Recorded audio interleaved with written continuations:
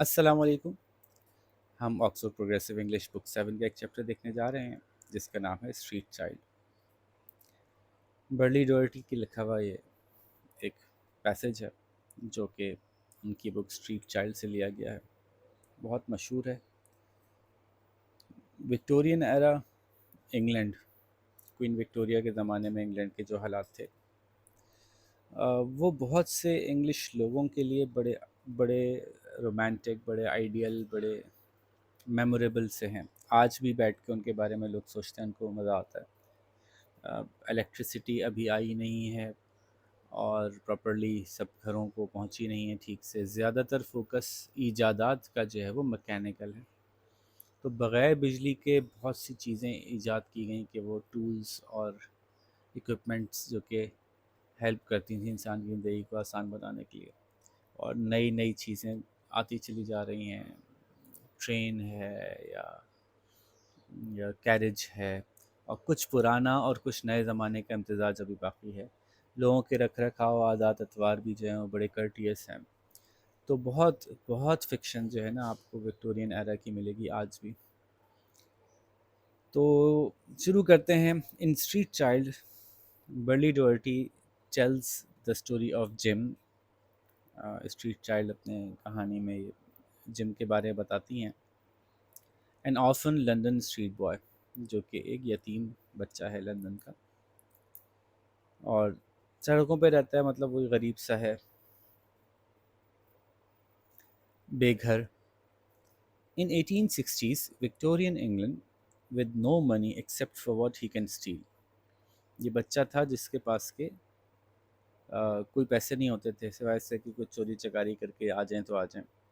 After the death of his father, he and his mother were destitute, forced by poverty into the workhouse where his mother died and from where Jim escaped. मुख्तलिफ ऐसे institutions होते थे, ऐसे ऐसी जगह होती थी जहाँ पे कि आप एज सर्वेंट काम करते थे। और बहुत सारे ह्यूमन राइट्स उस तरह से इस्टेब्लिश नहीं हुए हुए थे जिस तरह से आज हैं।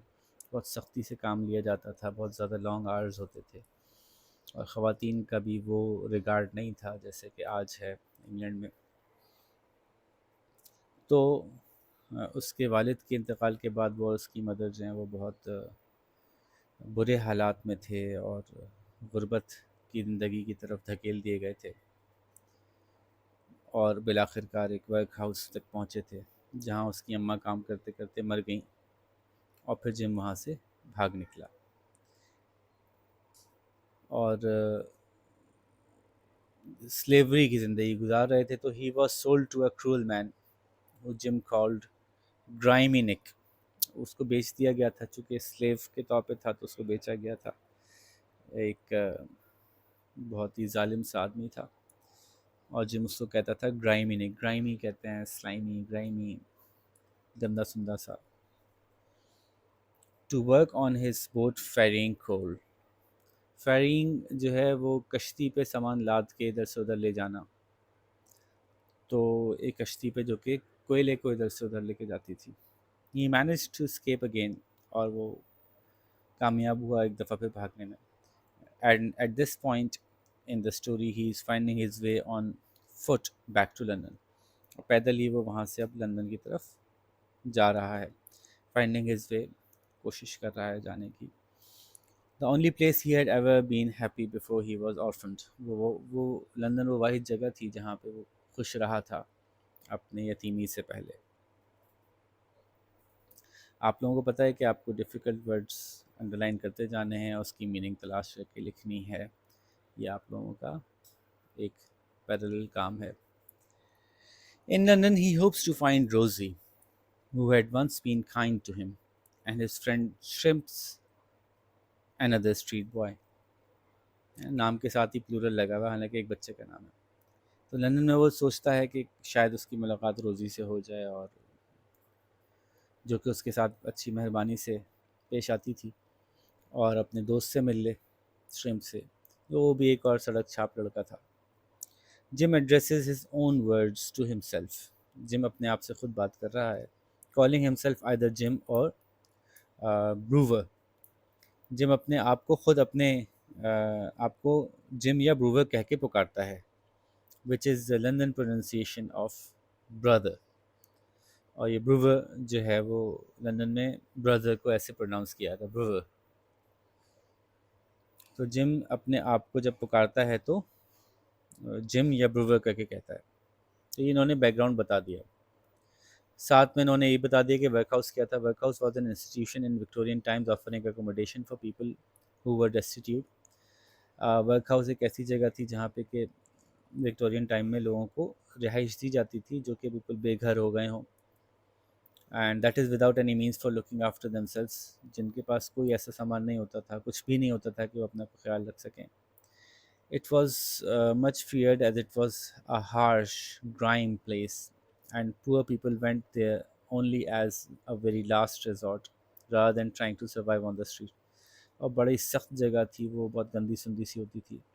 और गरीब लोग वहाँ पे सिर्फ उस सूरत में जाते थे कि जब उनको और कोई ऑप्शन नहीं मिलता था, तो सड़क पे रहने के बजाय वो वहाँ जाके रह लिया करते थे। फिर साथ में जो आए हैं वो क्रिमिनल्स भी आते थे वहाँ पे, अजीब ही अजीब माहौल होता था।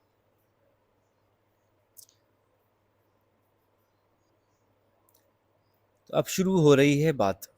Every now and then, a lapwing squeaked in a ploughed field, or a small animal rustled the hedgewig leaves, startling him.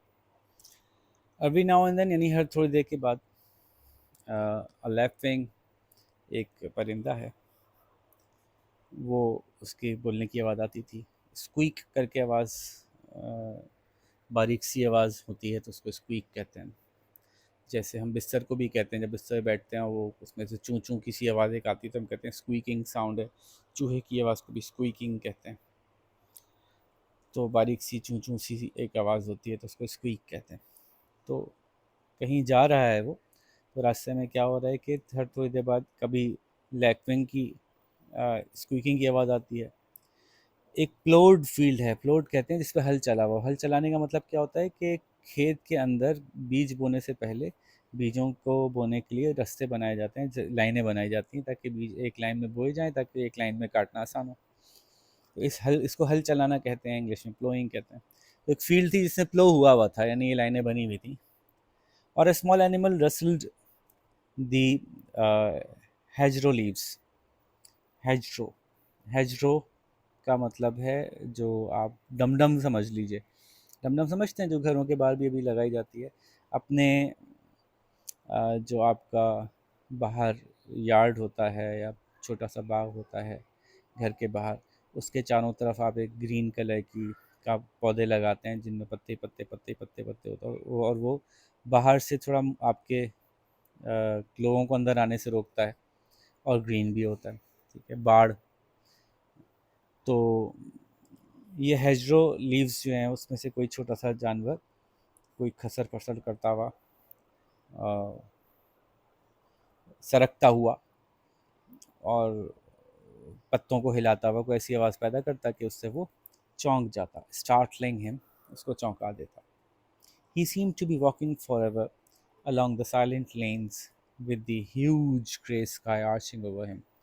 Arching का मतलब यहाँ से वहाँ तक आपके सर के ऊपर हो, आर्चिंग ओवर। तो उसको ऐसा लग रहा था, ही सीम टू बी, उसको ऐसा लग रहा था कि वो तो शायद हमेशा से ही चल रहा है, मतलब बहुत अरसे से चल रहा है, बहुत टाइम से चल रहा है। और इन ये खामोश सड़कें या खामोश रास्तों पर, और ऊपर ऊपर एक इतना इतना बड़ा आसमान जो है वो उसके ऊपर छाया हुआ। अच्छा, स्काई ग्रे जो है वो थोड़ा सा, एक ना ब्लू स्काईज जो हैं वो पॉजिटिव होते हैं, ग्रे स्काईज थोड़ा डल और मायूसी वाला थोड़ा कैफियत फील कराते हैं, ग्रे। ठीक है, चूँकि आप अगर लंदन का सोचें या यूके का सोचें तो वहाँ पे सूरज और धूप पसंद की जाती है, तो ब्लू स्काईज गुड, एक वार्म्थ की फीलिंग देते हैं। और ग्रे स्काई जो है कोल्ड, ब्लीक फीलिंग दे रहे हैं, सैडनेस की फीलिंग दे रहे हैं। He was tense with listening, और वो सुन के ना वो टेंस हो जाता था। He imagined he saw grimy neck lurking behind every tree. उसको उसके ख्याल में ऐसा आता जैसे कि ग्राइमी नेक जो पीछे घुस जाता। वो किसी न किसी दरख्त के पीछे छुपा हुआ है। लर्किंग जो यूज़ किया जाता है वो आमतौर पे कोई जो आपका पीछा कर रहा हो छुप छुप के, तो वहाँ इस्तेमाल किया जा, किसी मोमेंट पे भी वो दुश्मन आप पे हमला कर दे, ठीक है, तो नेगेटिवली यूज़ होता है लर्किंग, छुप छुप के किसी का पीछा करते हुए हमला करने के लिए तैयार। तो वो उसको ऐसा लगता था कहीं से भी वो निकल के आएगा, उसको पकड़ लेगा, क्योंकि भाग गया था ना ये।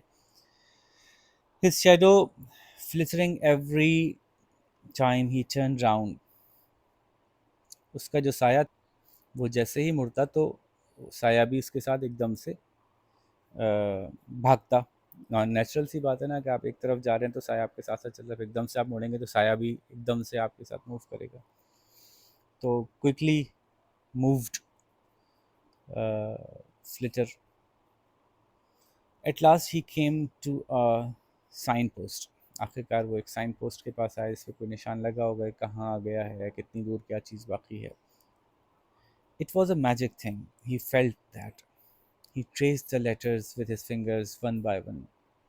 उसके लिए वो एक मैजिकल सी फीलिंग थी, उस साइन पोस्ट को देखना, एक जादुई सी कैफियत हो रही थी उसको। क्यों हो रही थी आगे समझ में आएगा। जब उसने जो लेटर्स थे उस पर उंगलियां फेरी, ट्रेस द लेटर्स मतलब उस पर अपनी उंगलियां फेरी, हाँ उस उन लेटर्स के ऊपर वन बाय वन, क्या लिखा हुआ था? London town, it has to be, he said. You're going home, he whispered. Rosie lives in London town, Jim. तो अब देखें अपने आप को जिम कह के ही बुला रहा है, जैसे कि अपने आप से ऐसी बातें कर रहा है जैसे किसी दूसरे से करता है। तो उसने कहा कि ये लंदन टाउन ही लिखा हुआ होगा यकीनन। इट हैज़ टू बी से पता चल रहा है कि वो एग्जैक्टली पढ़ नहीं पा रहा है, बल्कि वो अंदाज़ा लगा रहा है कि ये लंदन टाउन ही लिखा हुआ होगा। तुम घर जा रहे हो जिम, उसने अपने आप से सरगोशी की। वहाँ रोज़ी रहती है। लंदन टाउन जा रहे हो Jim, London town.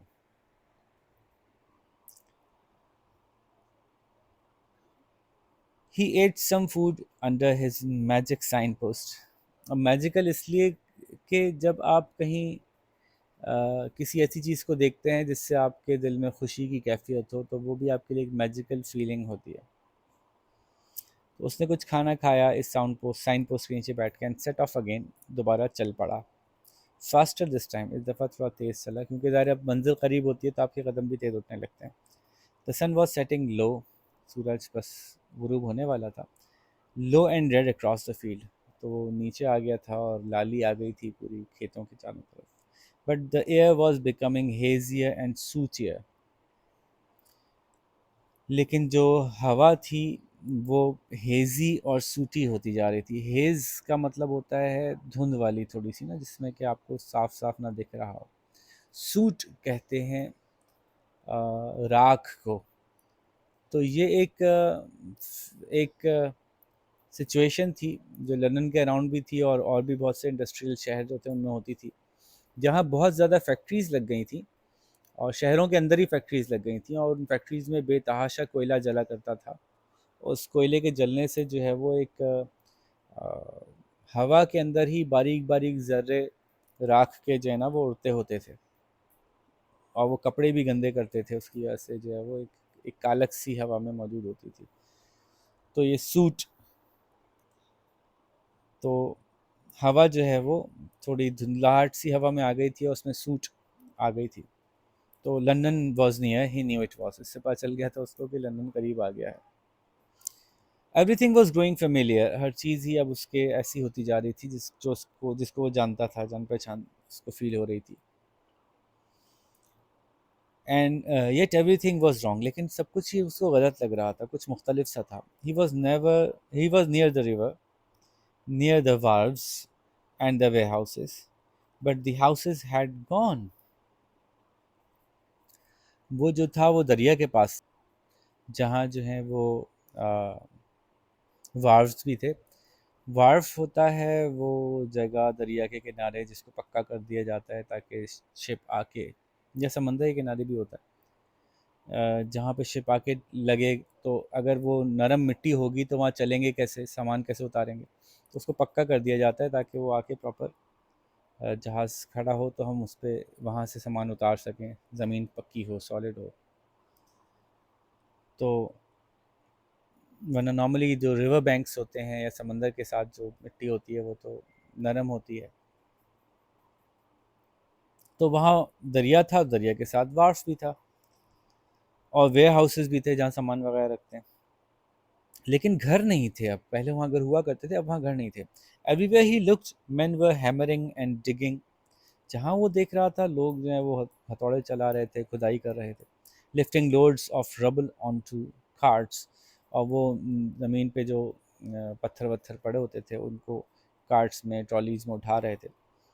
Heaving great planks of wood down to the water's edge, और बड़े बड़े तने उठा के जो है वो लकड़ियों के दरिया के किनारे फेंक रहे थे।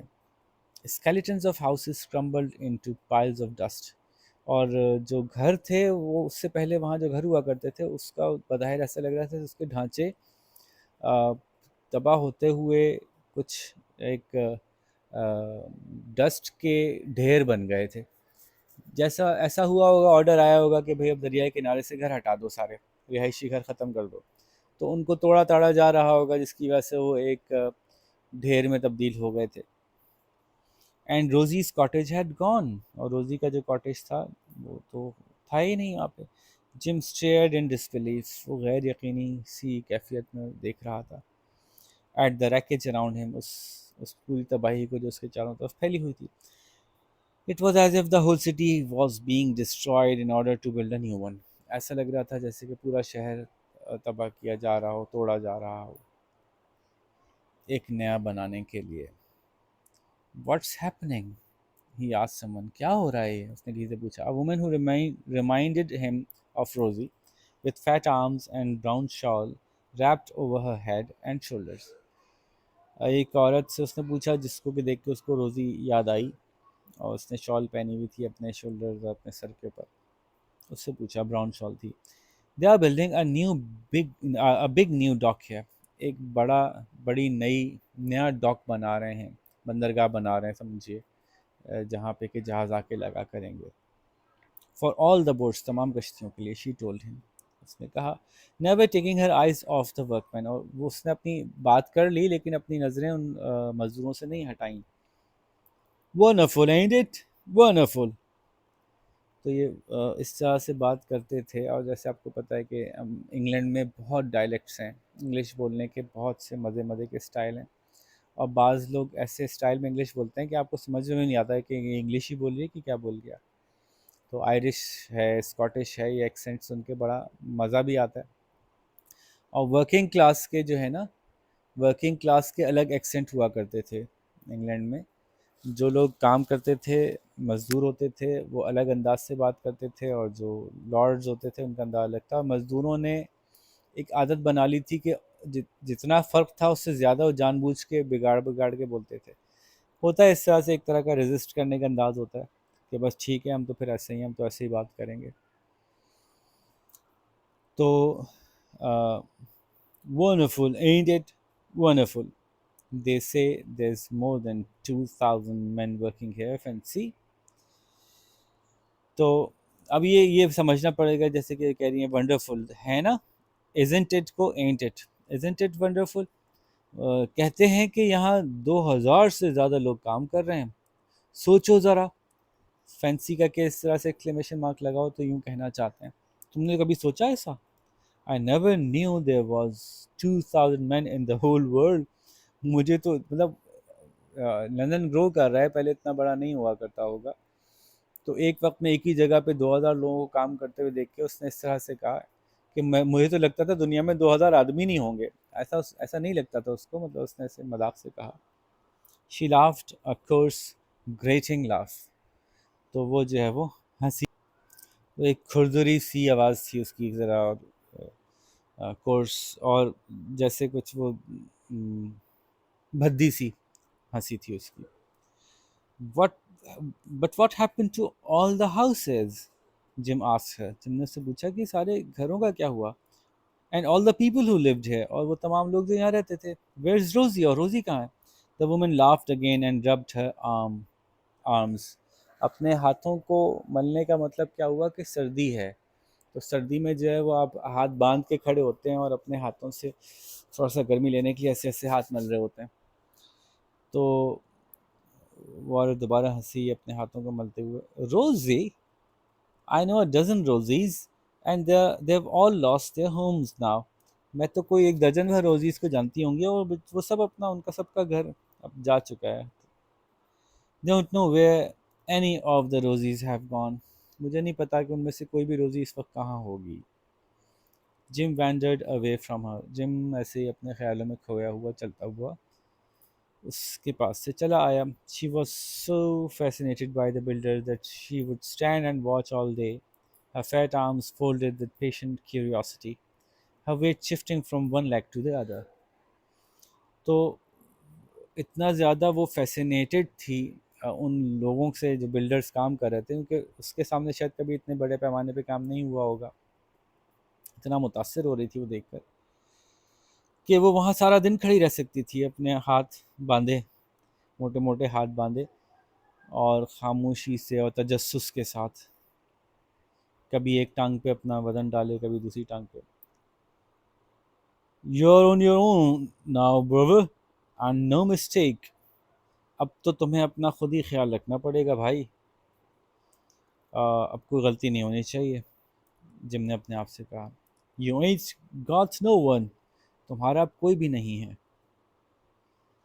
ain't यानी वही you haven't को, you isn't को, haven't को ये ain't कर दिया जाता था। गरीब गुरबा आमतौर पर ऐसे ही बात करते थे। Nothing was familiar to Jim any more. Jim के लिए कुछ भी पहले जैसा नहीं था। He had lost his bearing. यहाँ तक कि वो ये भी भूल समझ में नहीं आ रहा उसको कि वो कहाँ खड़ा है। लूजिंग द बेयरिंग का मतलब है कि आपको डायरेक्शन का एहसास भी ख़त्म हो जाए। ईस्ट किधर है, वेस्ट किधर है, समझ में नहीं आया। He had been so used to the slow journey of the cool ship and the silent company of grimy neck that he had forgotten what it was like to be in the city with its mucky streets and constant push and stench of crowds. तो इतनी आदत हो गई थी उसको वहाँ काम करने की जहाँ इससे पहले वो काम कर रहा था ग्राइमी निक के साथ और वो कोयलों की कश्ती पे, कि वो ये भूल गया था, क्योंकि लंदन आने के ख्याल से उसको वो रोज़ी और अपने दोस्त का ख्याल तो आ रहा था। ये याद नहीं था उसको कि जब यहाँ यहाँ रहते थे तो कितना डिफरेंट माहौल था यहाँ का। सड़कें जो हैं वो अजीब स्टेंची कीचड़ वाली, मुसलसल धक्के लग रहे हैं सड़क पे चलते हुए, और लोगों की स्मेल। दायरे ये शहर बन रहा था तो ज़्यादातर मज़दूर सड़क पे होते थे जो पैदल चलने वाले, बाकी तो कैरेजेस में होते थे बड़े लोग। तो उनकी उनकी धैर्य मजदूरी के बाद आए हैं जो पसीने की स्मेल। ही वेंडर्ड राउंड, वो ऐसी बेख्याली में घूमता रहा इधर उधर। Hoping in vain to see hoping in vain to see Rosie, और उसकी एक नाकाम सी ख्वाहिश थी कि शायद रोज़ी मिल जाए। वेन इन इन वेन का मतलब होता है बेसूद, बेकार। He did see one woman selling seafood and ran up to her to ask if he could help. Ask her if he could help. एक औरत जो है वो कुछ सी फूड सेल कर रही थी, कोई मछली वछली का कुछ बना के बेच रही थी, तो वो भाग के उसके पास गया कि अगर वो चाहे तो ये उसकी मदद कर दे। Help me, she laughed down at him. मेरी मदद करोगे? What can you do to help me little chap? ओ छोटे लड़के, तुम क्या कर सकते हो मेरी मदद करने के लिए? I could dance for you and shout out, Shrimpso, Welco, Weltso. He told her, उसने कहा मैं तुम्हारे लिए यहाँ पे खड़ा होकर ऐसी डांस वांस करके उछल उछल के आवाज़ें लगा दूंगा कि श्रिम्प्स ले लो, मछली ले लो, ये ले लो। He told her, I would bring all the people round to buy from you. I used to do it for Rosie. मैं तुम्हारे लिए ऐसा करूँगा कि सारे लोग इधर उधर चलते हुए जा रहे हैं और तुमसे ख़रीदने के लिए आ जाएंगे जब वो खौंचे वाली आवाज़ें लगाते ना। तो मैं रोज़ी के लिए ऐसे ही करता था। And as soon as they come, you'd pick their pockets and we'd both be done for it. The woman said, Not likely. Clear off, clear off. और फिर जैसे ही वो आएंगे, मुझे पता है तुम किस टाइप के लड़के हो, जैसे ही वो आएंगे चारों तरफ से, तुम जो वो उनकी जेबें काट लोगे और फिर हम दोनों का काम तमाम हो जाएगा। तो ऐसा नहीं होने वाला बच्चे, चलो यहाँ से भागो। तो इंटरेस्टिंग सी कहानी है ना। ये सारी कहानियाँ जो पैसेजेस में दी जाती हैं इस तरह से इनकम्प्लीट स्टोरीज, वो इसलिए दी जाती हैं ताकि इनको पढ़ के आपके अंदर क्यूरियोसिटी पैदा हो और फिर वो कहानी आप आगे तक पढ़ें। तो अगर आप में से किसी को शौक़ हो तो बताइएगा, मैं आपको इस कहानी का लिंक भेज दूंगा। Jim moved away from her, Jim उसके पास से हट गया। Then he started to skip, glancing at her to make sure she was watching. A little helpless dance.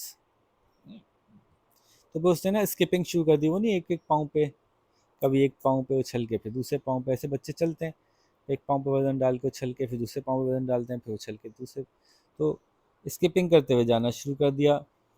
एक नज़र डाल रहा था वो उसके ऊपर, और ताकि यकीनी बना सके कि वो देख रही है उसको कि वो जा भी रहा है और थोड़ा उछल कूद भी कर रहा है, और वो कैसा बेचारा एक हेल्पलेस से डांस करता हुआ जा रहा है, मैं तो कुछ कर ही नहीं पाऊंगा, मैं तो बेचारा बहुत मजलूम हूँ।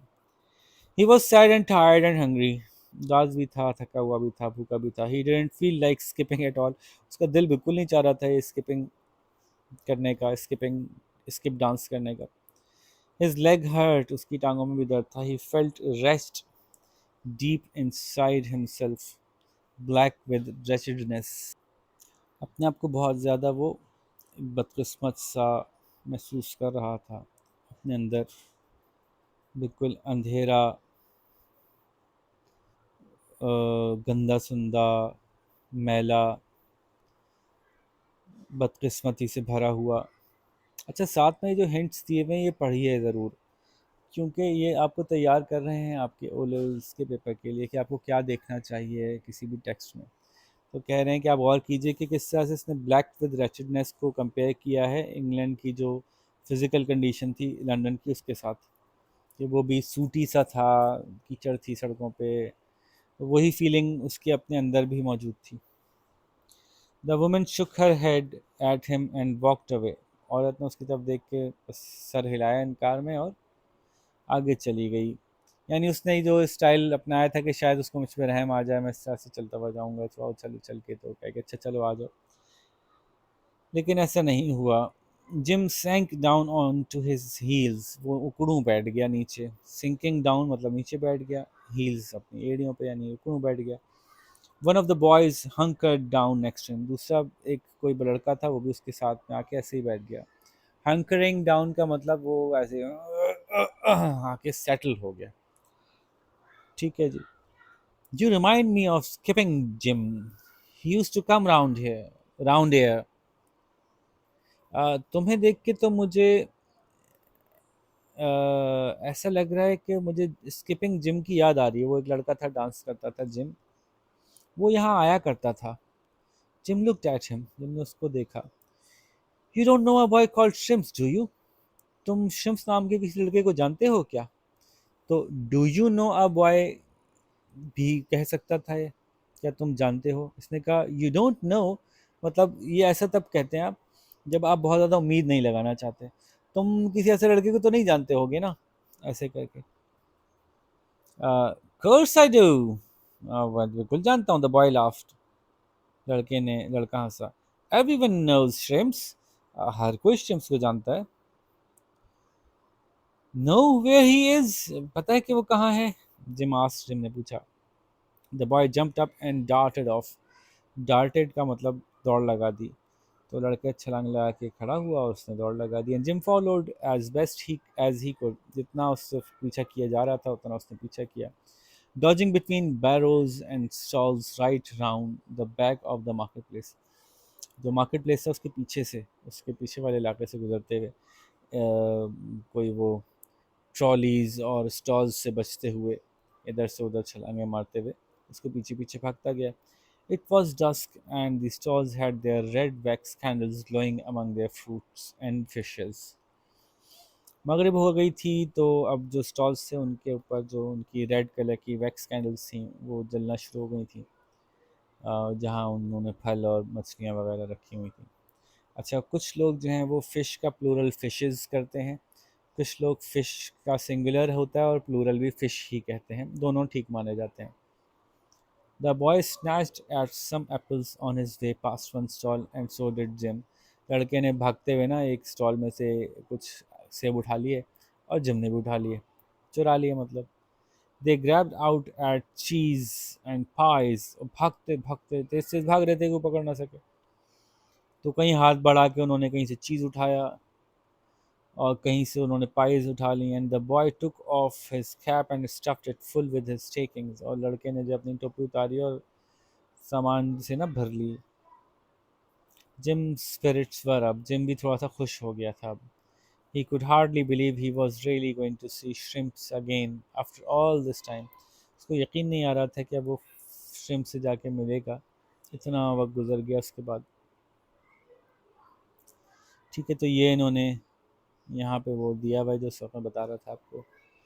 वो वंडरफुल है ain't it, तो वंडरफुल isn't it को इन्होंने किया। You ain't got no one and you haven't got anyone। फिर shrimps so wealth so, तो ये बता रहे हैं कि shrimps और whelks जो हैं वो बेच रहे हैं। और वेल्स जो है वो भी एक खाने की चीज़ होती है उनके यहाँ, और शायद कुछ लोग हमारे यहाँ भी खाते हैं। वो जो है वो शेल्स होते हैं, उसके अंदर जो है वो खाने के लिए वो अंदर जो उसका कीड़ा नुमा सा होता है वो खाते हैं। ठीक है जी, तो ये कहानी यहाँ पे अख्ताम पजीर हुई। अगर हो दिल चाहे तो ये आगे पढ़िएगा ज़रूर। इसके कुछ क्वेश्चंस देखते हैं। सारे सवालों के जवाब तो मैं नहीं बताऊंगा, लेकिन कोई ऐसा सवाल होगा जो मुझे लगता है कि आपको समझना चाहिए करने से पहले, तो मैं वो समझा दूंगा। Why was Jim tense with listening as he what, क्यों उसको टेंशन हो रही थी? ये याद है ना कि वो भाग के आया था तो इसलिए टेंशन हो रही थी। वो he was a he had run away from captivity, तो कहीं उसको कोई पकड़ ना ले। Why did the sign post feel to Jim like magic thing, ये मैंने बताया कि मैजिक टिल क्यों लग रही थी उसको। How could Jim tell that he was not far from London, यही मैंने बताया कि वो जो हवा में जो कुछ था तो उससे उसको अंदाज़ा हो गया था। खुद लिखना है आपको, इसलिए मैं ज़्यादा हिंट्स नहीं दे रहा। अब आप 8th 7th के बच्चे हैं तो आपको ये खुद लिखना चाहिए। फिर उसके बाद as he approach London in what way did it seem familiar and yet wrong, क्या जब वो लंदन पहुंचा क्या क्या उसको वैसा ही लग रहा था और क्या कुछ मुख्तलिफ था? तो है था ना, जब पानी था, वार्फ थे, लेकिन घर नहीं थे, वो घर मुख्तलिफ लग रहे थे। Why is Jim disappointed by what the women with flat arm said to him, क्योंकि वो एक्सपेक्ट कर रहा था कि शायद रोज़ी भी इसी टाइप की औरत थी जिस टाइप की ये थी ना, तो शायद ये जानती हो, लेकिन जब वो नहीं जानती थी तो वो डिसअपॉइंटेड हो गया था। Why was the city so confusing for him, give 3 reasons. अब 3 बातें बतानी है पैराग्राफ 3 से, तो फिर पैराग्राफ 3 को रेफर करना चाहिए आपको, देख लिया करें, सिर्फ मेमोरी से नहीं बताया करें। तो क्यों कंफ्यूजिंग था? एक तो ही हैड लॉस्ट हिज बियरिंग, इधर उधर घूमते घूमते वो ये भूल गया था कि लेफ्ट किधर है राइट किधर है, मतलब सूरज कहाँ से निकल रहा था। और फिर इसलिए कंफ्यूजिंग लग रहा था कि बहुत टाइम उसने वहाँ गुजारा था, उस पे शिप पे या फेरी पे उसके साथ, डायमिनिक के साथ। और फिर इसको मुसलसल धक्के पड़ रहे थे इधर से उधर, तो वो धक्कों में भी इंसान कंफ्यूज फील करता है कि किधर जाना था भाई मुझे। फिर what did Jim offer to do, तो ही ऑफर्ड दैट, उसने डांस करने का था कि मैं डांस करके लोगों को बुला लूँगा, शाउट करूँगा आपका। वुमेन ने इसलिए रिफ्यूज़ कर दिया था कि वो समझ गई थी कि ये बच्चा वो चक्का सा बच्चा है, तो जब जेबें पे काट लेगा तो मेरी शामत आएगी बाद में। Why had Jim been known as skipping Jim, क्योंकि हमें अंदाज़ा हो रहा है कि जिम इससे पहले भी लंदन में यही करता रहता था, उसका उछलना कूदना डांस करना ये सब बच्चों में मशहूर था। और फिर why did Jim feel black with wretchedness, तो बदकिस्मती, हालात की ख़राबी, ये डार्कनेस की तरफ ही रेफ़र करती है। तो जैसे किसी कोई कीचड़ में गिर जाए और उसके ऊपर कीचड़ ही कीचड़ मल जाए तो वो पूरा कीचड़ वाला हो जाता है। इसी तरह से यूं कि मैं तो बदकिस्मती में डूब गया, मैं तो हालात की ख़राबी का इतना मारा हुआ हूँ। तो ये फीलिंग है कि this is why he was feeling as if he was black with wretchedness. How did the street boys feed themselves, कैसे खाते थे ये लोग स्टॉल से चुरा चुरा के खा लेते थे। और अगर आप ये कहना चाहें कि वो पिक पॉकेटिंग भी कर लेते होंगे पिछले पैराग्राफ से महसूस हुआ, तो शायद ये भी ठीक है। How does Jim's mood at every end of the text differ from how he had been feeling before. बिल्कुल एट द वेरी एंड उसका जो मूड था वो चेंज हो गया था। शुरू में वो बहुत ब्लीक फील कर रहा था, बहुत सैड फील कर रहा था, और थोड़ी थोड़ी उम्मीद थी, लेकिन फिर इवेंचुअली वो पता चला ना कि घर भी टूट गए हैं, वहाँ रोज़ी भी नहीं है, तो उसको काफ़ी उदासी थी, भूखा भी था। लेकिन अब एक तो वो कोई उम्मीद हो गई थी कि अपना पुराना दोस्त मिल जाएगा, दूसरा कुछ खाने का सामान भी मिल गया था, तो दोनों चीज़ों ने उसको अब पहले से ज़रा एनर्जेटिक बना दिया था, थोड़ा वो पुरुमीद हो गया था। गौर कीजिएगा कि आपको जो तलाश करने के लिए कहा जा रहा है वो यहाँ पे कि आप कितना समझे इनकी बातों को। देखिए आप कितना फ़ील कर सकते हैं कि क्या महसूस करवाया जा रहा है आपको। What was him feeling at these various points in story. और कोई दो दो एडजेक्टिव लिखिएगा, फीलिंग के बारे में दो दो अल्फाज लिखिएगा, क्या फील कर रहा था। For example, he imagined he saw grimy Nick lurking behind every tree. जब ये जुमला कहा गया तो वो क्या फ़ील कर रहा था, वो नर्वस फ़ील कर रहा था, एंजाइटी एंशियस फ़ील कर रहा था, एजी फ़ील कर रहा था कि अभी कुछ होने वाला है, अभी कुछ होने वाला है। तो यू आर गोइंग होम, जब उसने अपने आप से कहा तो कैसा फ़ील कर रहा होगा, तो वो हैप्पी फ़ील कर रहा होगा, वो फ़ील कर रहा होगा एक्साइटमेंट। ये इस तरह के एडजेक्टिव्स देने हैं। अच्छा, अब अगर मैं सारे एडजेक्टिव्स बता दूंगा तो ज़ाहिर है फिर आप वो नहीं लिख सकेंगे, क्योंकि मैं तो फिर आपसे कहूँगा आप अपनी तरफ से लिखिए, इसलिए मैं सारे नहीं बताऊंगा, सिचुएशन बता दूंगा। रोज़ी से कॉटेज चला गया तो ज़ाहिर है वो अफसरदा सा महसूस कर रहा होगा, तो इसके लिए कुछ आप सोच सकते हैं एडजेक्टिव्स अफसरदा के। शैटर्ड हो सकता है, और ज़्यादा मैं इसलिए नहीं बता रहा, फिर आप सोचिए, वरना आपका वाला भी मैं बता दूंगा जो आप सोच रहे होंगे।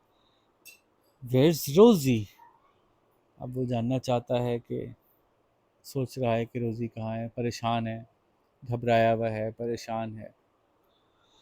You ain't got no one, अब तो तुम्हारा कोई भी नहीं है। जब ये फीलिंग आई होगी उसको, तो वो कैसा महसूस कर रहा होगा, आ,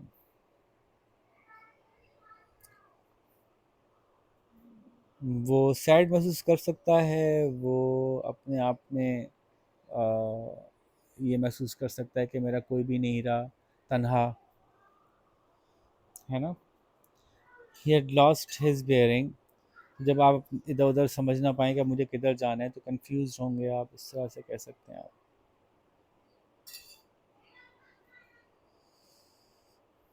ठीक है, फिर I could dance for you, तो आप कह सकते हैं कि वो चाह रहा था कि उसको खुश कर दे, तो इसके एडजेक्टिव्स क्या होंगे। आ, वो डेस्परेट था, ये तो लिख ही सकते हैं, डेस्परेशन होती है कि मुझे कुछ भी करके इस सिचुएशन से निकलना है, और भी कह सकते हैं।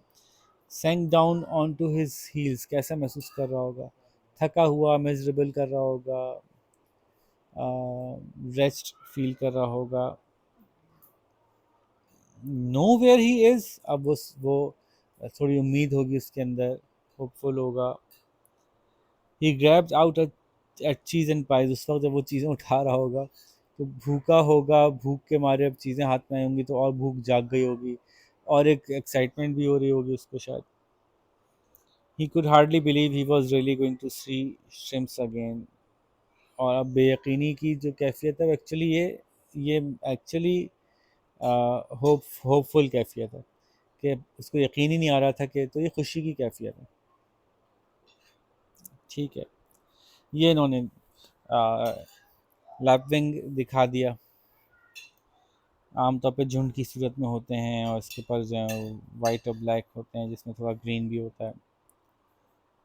ठीक है जी, तो ये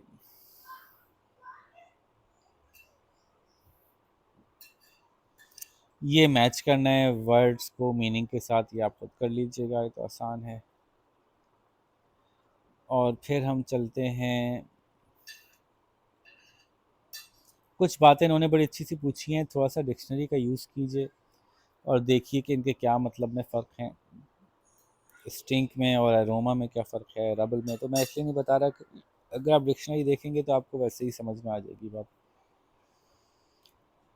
सिंथेसिस, पहले हमने देखा था अंडरस्टैंडिंग के लिए पढ़ रहे थे, फिर हमने देखा था फीलिंग के लिए पढ़ रहे थे, अब सिंथेसाइज करेंगे, कुछ मालूमात में से कुछ निकालेंगे। फैंटम बस जिस तरह से आपसे बात कर रही है और स्ट्रीट चाइल्ड में जिस तरह से, जिस अंदाज से आपसे बात की गई है, वो जो राइटर कुछ आपको देना चाह रहा है उसमें से कुछ निकालें। तो जिस अंदाज से बात कर रहे हैं उनमें क्या फ़र्क है, बताइए। एज ऑफ रीडरशिप, फैंटम बस का और इसका कुछ फ़र्क महसूस हो रहा है आपको? वोकैबुलरी के इस्तेमाल में फ़र्क महसूस हो रहा है?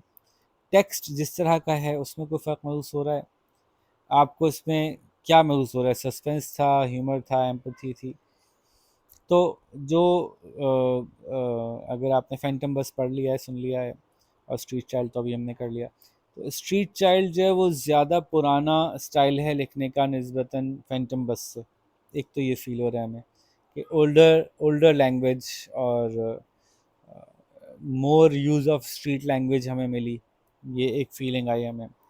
अच्छा, लिखने वाले का अंदाज स्ट्रीट चाइल्ड के अंदर जो है वो जज्बात की अक्कासी करना, कैसा फील कर रहा है, फीलिंग्स को एक्सप्रेस करना, एम्पैथी को इंगेज करना, ये ज़्यादा था। वाइल जो फैंटम बस थी उसमें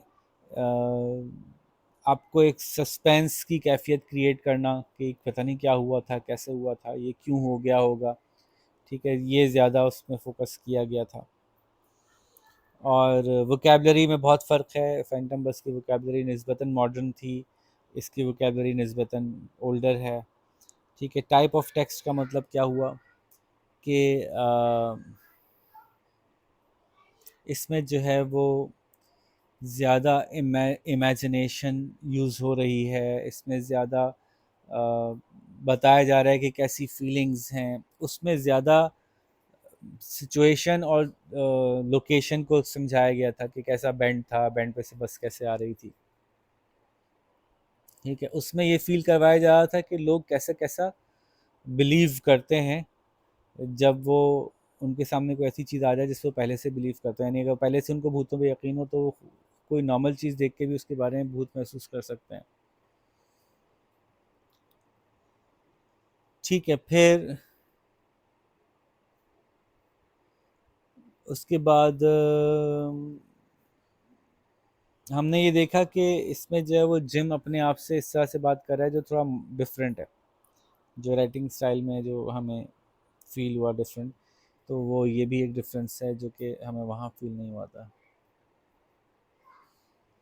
और फिर बच्चों की ज़िंदगी के वो इश्यूज़ जो नॉर्मली हम आम तौर पे नहीं डिस्कस कर रहे होते, उस लेवल के इश्यूज़ डिस्कस हो रहे हैं इसमें। जैसे इसमें चोरी कर रहे हैं बच्चे, पिक पॉकेटिंग कर रहे हैं, भूखे हैं, मार पड़ रही है, गुलाम बना लिए गए हैं, तो ये इश्यूज़ डिस्कस हो रहे हैं इसमें। तो ये भी मुख्तलिफ है कुछ, ठीक है। तो ये है सिंथेसिस कि आपको स्ट्रीट चाइल्ड में क्या डिफरेंट लगा। तो इसके आंसर में फ़ोकस स्ट्रीट चाइल्ड पे रखना है, इसमें फ़ोकस फैंटम बस पे नहीं रखना। फिर ये बताएंगे कि फैंटम बस से मुख्तलिफ था, लेकिन क्या चीज़ मुख्तलिफ थी वो स्ट्रीट चाइल्ड की फोकस करके बात करेंगे। उसके बाद what do you think happened when gym found his street child friend shrimps. आप सोचिए कि अगर वो श्रिम्प्स मिल गया होता तो क्या करता, अगर किसी ने नहीं पढ़ी पूरी तो फिर तो वो इमेजिन ही करेगा, अगर किसी ने पढ़ ली है तो वो स्टोरी में से कंटिन्यू कर सकता है, कर सकता है। Pretend that you are Jim. Write an account of what happened after you meet the boy who would lead you to Shrimps. जब आप उस लड़के से मिल लिए जो श्रिम्प्स के पास लेके जा रहे हैं, उसके बाद क्या हुआ होगा, उसी तरह से लिखिएगा जिस तरह से ये कहानी लिखी हुई है, फर्स्ट पर्सन में, मैं अपने अपने आप को सामने रखते हुए, जैसे कि आप अपनी कहानी सुना रहे हो। तो जैसे पीछे इन्होंने कहानी डिस्कस की है, जैसे कि इन्होंने कहानी सुनाई है, आपको ऐसे ही सुनानी है। और जहन में रखिएगा कि जो भी चैप्टर में आपने अब तक पढ़ा श्रिम्प्स के बारे में, तो आपके ख्याल से श्रिम्स कैसा लड़का होगा? तो वो आप समझिए कि आप भागते हुए गए और फिर वो श्रिम्स के पास ले गया। अब क्या हुआ? आपने क्या बात की होगी, श्रिम्स ने क्या बोला होगा, अब आजकल श्रिम्स क्या कर रहा होगा? हर बच्चे का एक अलग जवाब हो सकता है। Where he was living, how do you feel, did you make any plans?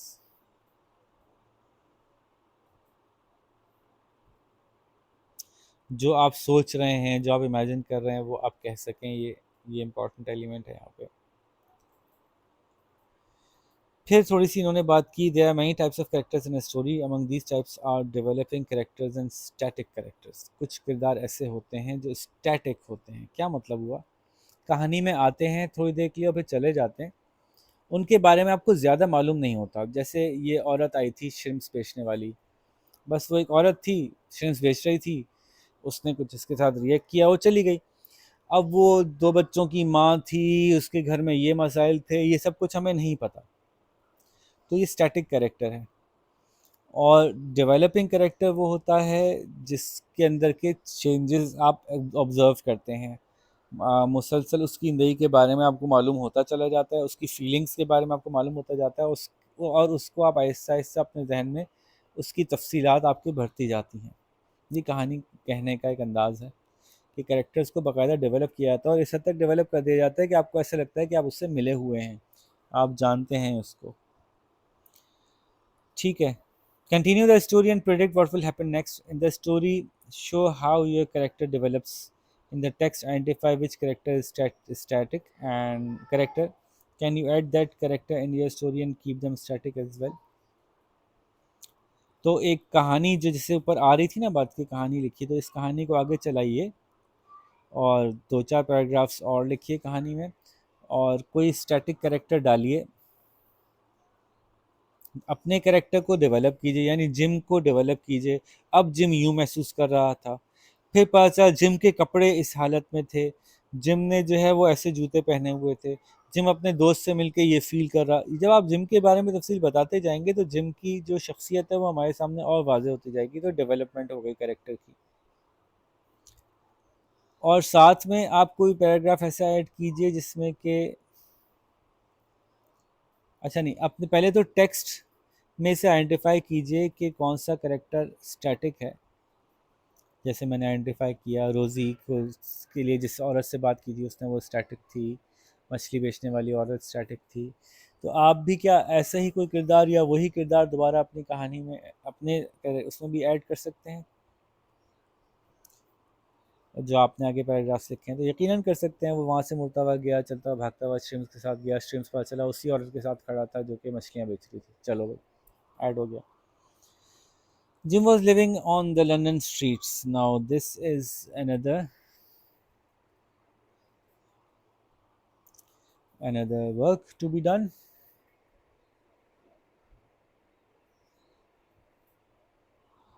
So with no home and no parents, more than 150 years ago, children like Jim no longer live on the streets in London, but in a number of large cities in the world.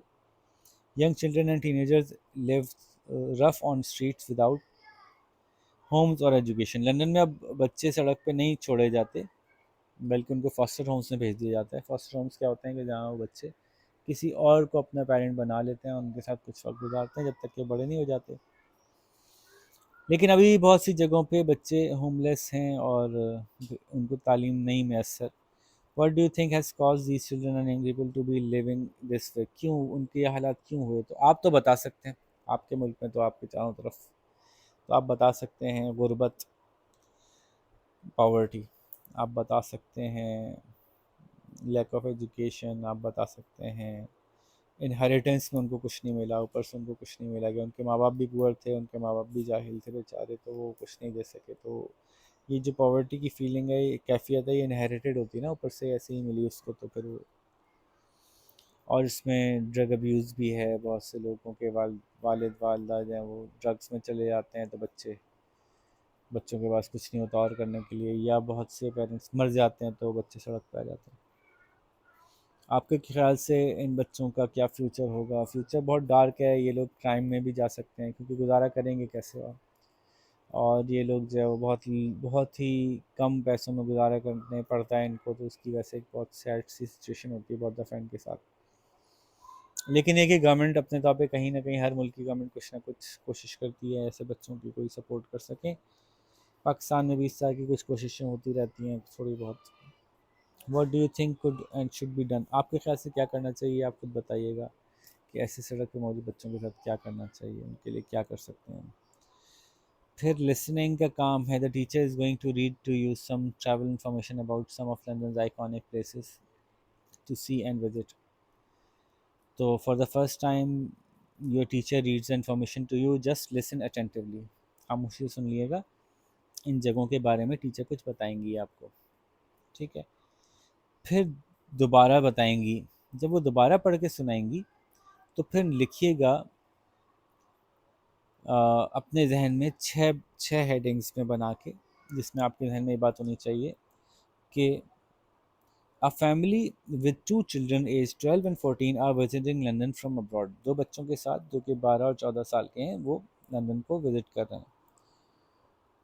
You are going to discuss your recommendations for the family to visit. वो आपके पास आए पूछने के लिए हमें London में कहाँ जाना चाहिए और क्या क्या जगह देखनी चाहिए।